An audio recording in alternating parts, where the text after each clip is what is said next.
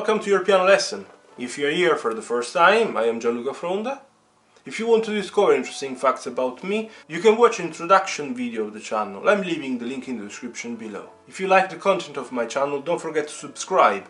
I'm aiming to publish 2 weekly tutorials. Now let's dive into the lesson. Today I want to play and explain for you Dragonflies. It is the A2 piece from the Grade 1 piano exam pieces ABRSM. The syllabus is the 2023-2024.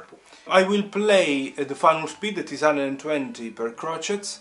Then I will explain a few things and play also slowly at half speed at 120 per quavers. So that would be 60 per crotchets. Let's dive into the lesson. Playing it now at the final speed, that is 120 per crotchets.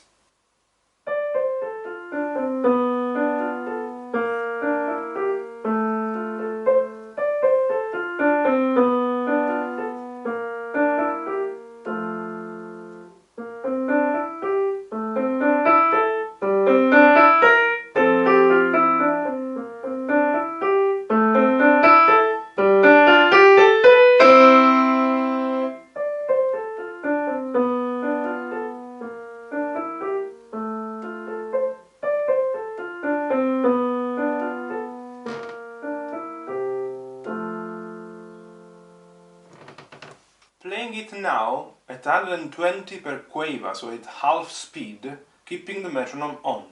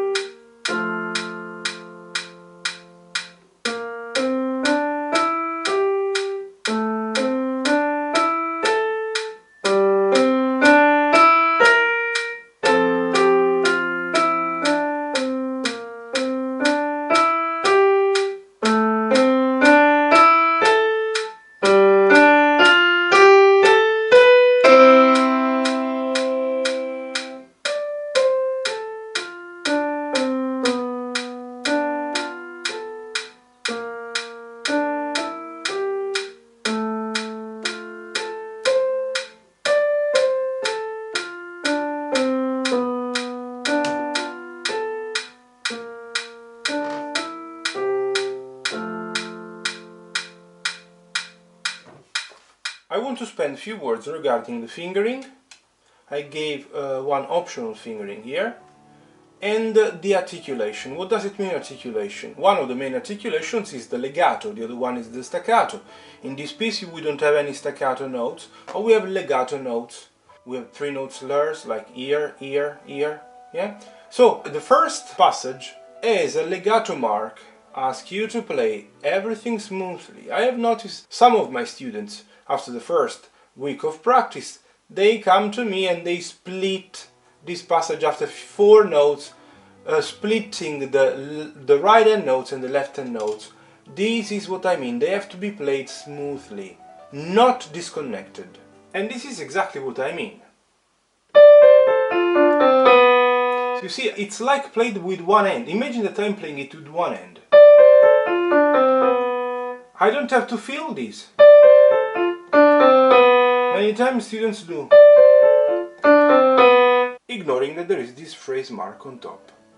Ask you to play everything smoothly, connected, legato. Legato is the Italian word that we use to express the concept of bound. Smoothly played, connected. Regarding the fingering, I was saying, you use obviously the third ear that comes after 1 and 2, that you use for the last 2 notes of the first bar. Obviously you could use 4 and 5 following the 3, yeah, 3, 4 and 5 for the following 2 notes. So 3 for the B, 4 for the B flat, 5 for the A.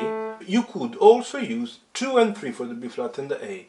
Playing it in this way, after the B with the third, you do cross over the third, you do 2, 3. It's very personal, depends what kind of skills you have developed and if you're able to do it. Could be definitely obviously much more comfortable with 2 and 3. but also 4 and 5 are more than welcome, because obviously it means that you're adding extra strength to 4 and 5. Mind the second finger here, because then you will need 1 for the left hand note of the following bar.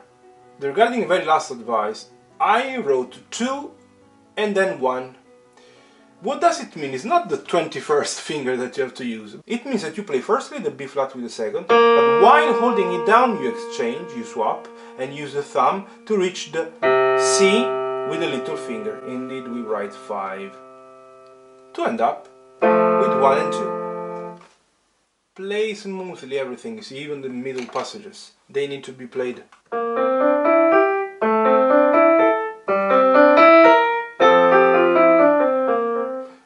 Connected, because this line is not a strange line. Many students say, what does it mean? It's a simple legato, it's a phrase mark, like would be this one, yeah, this, but divided in between the hands, and that's why ear is bent towards the lower part and ear upper part. So this is the reason why it is wavy. Mind also the dynamics. You start piano, crescendo, decrescendo. You restart the crescendo from the beginning of the third line with explosion here in forte, but then immediately suddenly you let the sound drop down to piano with a bit of ritardando. It means slow down. This is the meaning of RIT, and diminuendo towards pianissimo. I really hope you've enjoyed the piece, that you've understood everything. Feel free to contact me by commenting below. You could even contact me to request a specific tutorials. You can follow the instructions in the About tab of my channel. Stay tuned, because as I always say, the best is yet to come. Just one more thing to mention: if you have really enjoyed my tutorial, and if you are really enjoying my tutorials, I would really appreciate if you mind the new Super Thanks button that you find underneath. It's very easy to be found. It's either visible or you can find it clicking on the 3 dots. If you're really appreciating my content, my videos, if you enjoy this tutorial and all the tutorials that I have on my YouTube channel, and you want to support me, I would really appreciate.